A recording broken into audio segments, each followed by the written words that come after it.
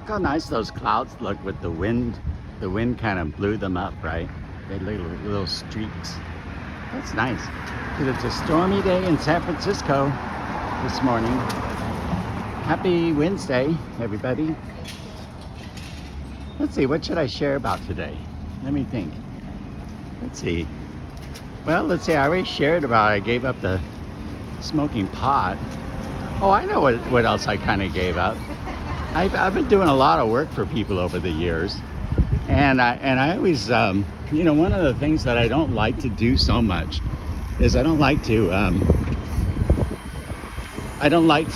really go out and prospect people, right? So they can do business with me. So I do all kinds of free work for people with the understanding, although not the perfect understanding, that they would then refer people to me. But time after time after time, I do work or I give advice or all that stuff, and people don't refer. And I don't know, I'm going to get to the root of it, because it's either I don't do good work, which I doubt that's the case, because I know I do good work, or they're just taking advantage of the situation, because a lot of those people that I've done work for are wealthy people, right? And I, you know, it's just kind of funny how it goes in business and in life. It seems like the people that have the most, just, you know, even if you give them a great deal, they're like, oh my God, well, I don't want to spare any money for this. And then the ones that are at the rock bottom, which people have begun to respond to my Zoom call request, which is really cool. And some of them, you know, they're kind of at the bottom of the income scale, because a lot of people are losing their jobs from AI, and I keep saying it. And I don't know who's listening. I'm sure whoever's listening to this is listening. But do you really hear me? The jobs are changing, and the people at the top are going to be affected by that. And the people at the top would be well advised to invest some money into helping to develop the people at the bottom, so that you guys can still continue to keep your boats afloat, right? Because someone's got to pay for the goods and services in the country. And anyway, it's not a knock on wealthy people, but I have noticed that there's this kind of take rather than give mentality when it comes to business. Now, don't get me wrong, the wealthy people that I know are very, very generous. So I'm not talking about those people. I'm talking about people that I met in business that are wealthy, and they see a good deal. They don't really know me. They just think, oh, let's just take advantage of this guy. That's my story anyway. Might not be true, but we kind of see it in San Francisco, right? Because Mayor Leary's out there being a cheerleader. Hello. Being a cheerleader. Hello, Mr. Kwong. Mayor Leary's out there being a cheerleader for small business. And it seems like he's only being a cheerleader for business and not just small business. He's saying, oh, look at the people. Look how full the office building is. Right? Well, as I mentioned in my previous videos, the office buildings in San Francisco are empty. Okay? And this whole idea that San Francisco's back and all the workers are coming, they're flooding into the city so that they could go ahead and work in these AI tech companies. It's not the truth, guys. It's really not. You know, there is some of that for sure, but it's such a scam. Look at this dog. This dog is so cool. He runs around and around. Oh, he's taking a little break, but he likes to run around and around. He likes to run. Oh, we got a little.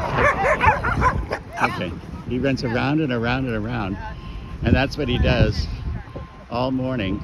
He was taking a little break, and then that other one attacked him. I was hoping he would start running. So even in the dog world, it's kind of a little bit cutthroat, right?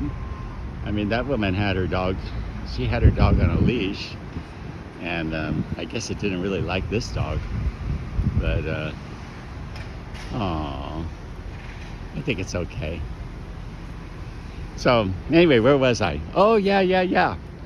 The idea that these people at the top, these wealthy people, give a shit about the people at the bottom is just a ridiculous idea. Okay? Because in most cases, they don't. All right? And the people at the bottom respecting the people at the top, well, that ain't happening either. Right? Unless you know them. Like I have some people that I know in my life that are fairly wealthy, and I really like them. I think they're really great people, and they got hearts of gold, right? And the people at the bottom, I have a lot of people at the very bottom that I really like. They got hearts of gold too. And then in between, there's a whole bunch of people that are just out for themselves, selfish as fuck, and they wouldn't lift a finger to help anybody. So look at those clouds, amazing. Look how nice and windswept they are. See the ones over there? Very cool. So anyway, it's not like I'm angry about it.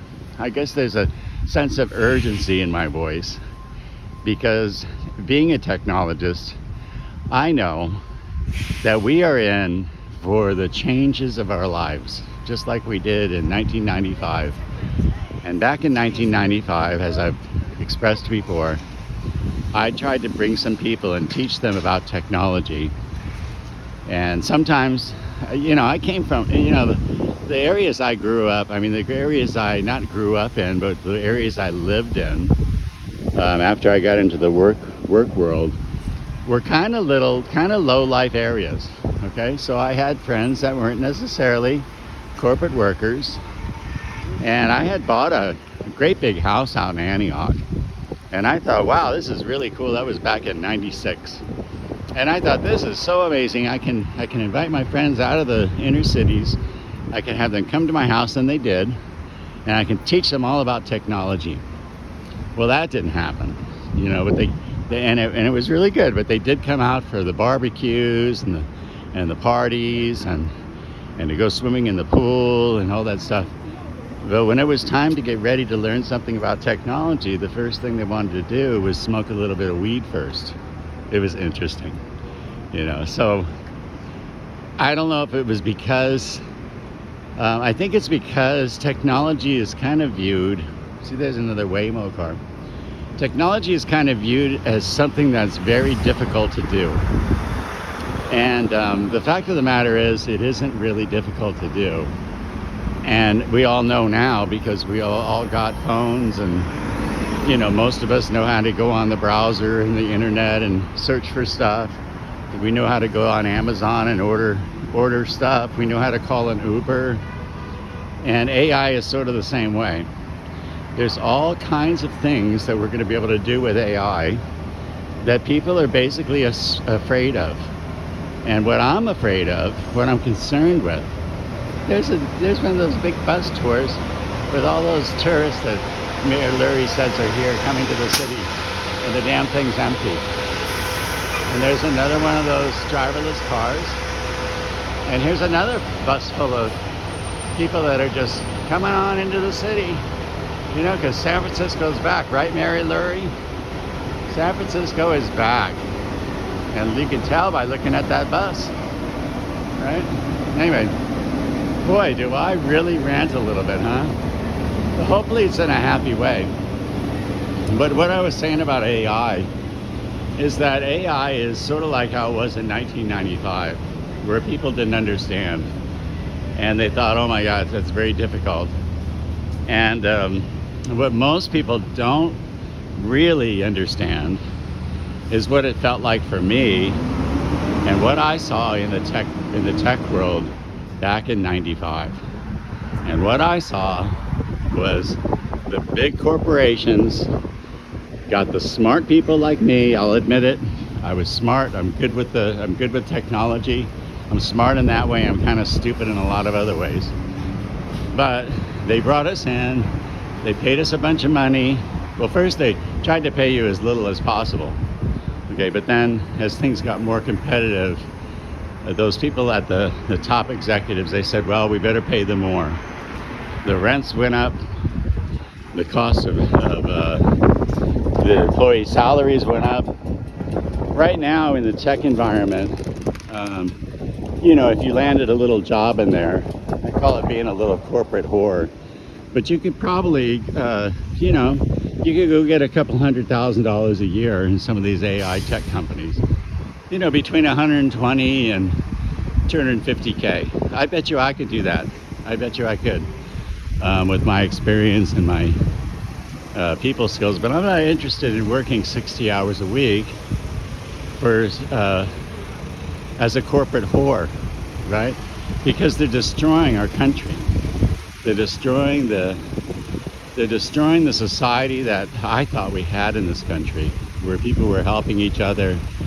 And the difference between 1995 and now is that when AI is fully implemented, unless they institute some kind of basic, what do they call it, basic income, it's going to have to be I have read stories that it would be a high basic income.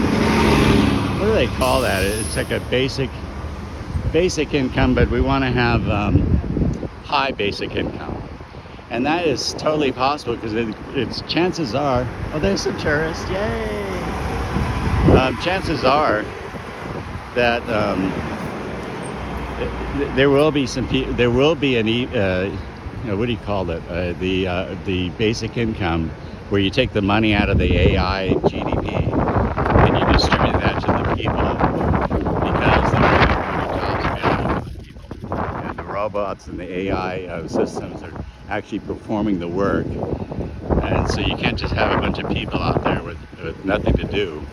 So to distribute some of that money to the people, and they could actually start doing that now. If you just think about it, OpenAI, which is ChatGPT, right? People pay $20 a month for the ChatGPT, whatever it is, right? I pay that. I pay $20 a month for it. And I don't remember exactly what the number was, but let's just throw out, let's say there's 100 million users. Okay, so 100 million times $20 is $1 billion a month. Okay, and yeah, granted they have their expenses and they say, oh, well, we're gonna have to pay all this money for electricity to run these servers or to run these chips and all that stuff. Well, I don't know. It's sort of like back in 95 when they said, we're gonna build a website.